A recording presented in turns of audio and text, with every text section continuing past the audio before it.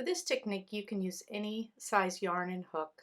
I'm using my 7mm streamline and a chunky number 5 weight yarn. First, we'll start with a slip knot on a hook. Then we're going to make a chain. You can chain any number to practice.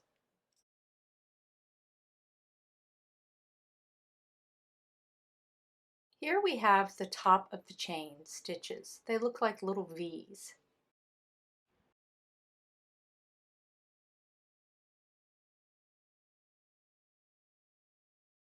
Then flip the chain over. Yarn over and insert your hook under that back bump. Finish the double crochet like normal. The skip chains are my first double crochet, and then I made a second one in the back bump. Now I'll repeat the process in the next bump.